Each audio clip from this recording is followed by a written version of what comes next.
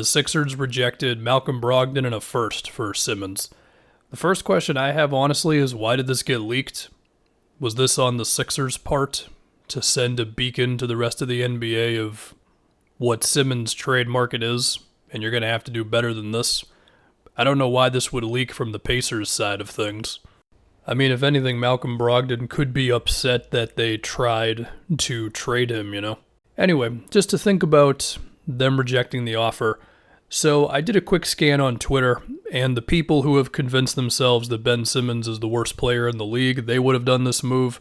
I think those people are simultaneously underrating Simmons and overrating Brogdon by a bit. I mean, with Brogdon, he's been a bit injury prone. 56 games played this past season. The most games he's played in his career was 75, but that was back in his rookie year.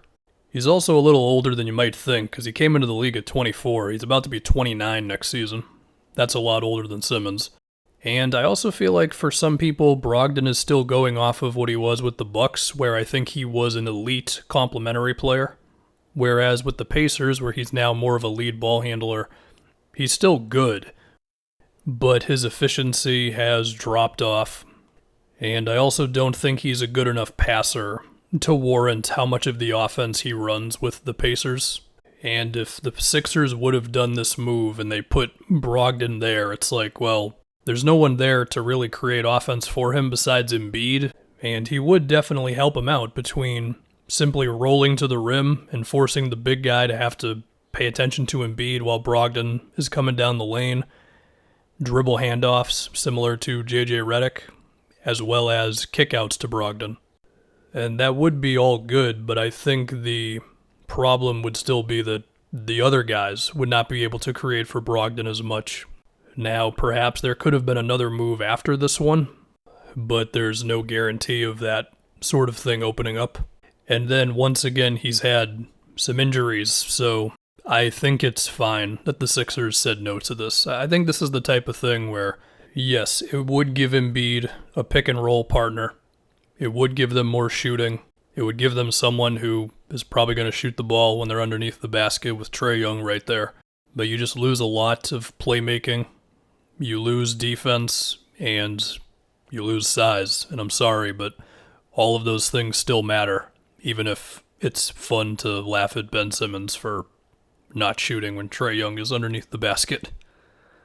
Now, maybe Justin Holiday would have had to be in the move, and that is a little more shooting, but still. I just don't think it does as much for Philly as other people think, which I can always be wrong on. But still, we have clearly learned that Ben Simmons' market is more than Brogdon in a first, so you start to think about who can put a better offer out there. I don't know. I mean, what if the Pacers had another guy who could make up for the defense and the passing that you would lose by trading Simmons? Would they then do it? If it's Brogdon and this imaginary other player I've created, maybe. Can we learn anything about the Pacers while we're here? Because if this move would have actually happened for them, would it have been a total roster reconstruction? Because I don't think Ben Simmons, Sabonis, and Miles Turner would have been the most seamless fit. I mean, Ben and Miles Turner together, that makes some sense. Turner is not an amazing shooter, but he's better than your average five, definitely. Would the Pacers have looked to make the Simmons-Sabonis thing work, or would they have fielded offers for Sabonis? I mean, my gut tells me they would have tried to make it work first.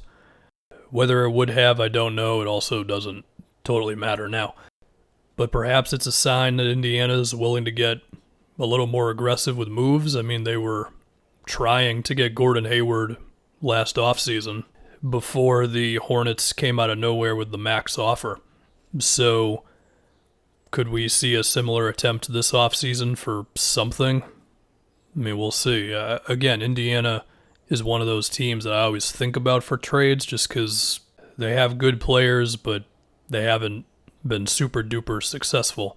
That said, with Rick Carlisle running the show now, and he's going to be way better than the last guy, you would think that if they're healthy, Carlisle can maximize that roster, and they could be damn good in the Eastern Conference. So maybe that's what they're banking on. I don't know. This could be a sign of things. This could have just them being like, let's take a stab at Ben Simmons.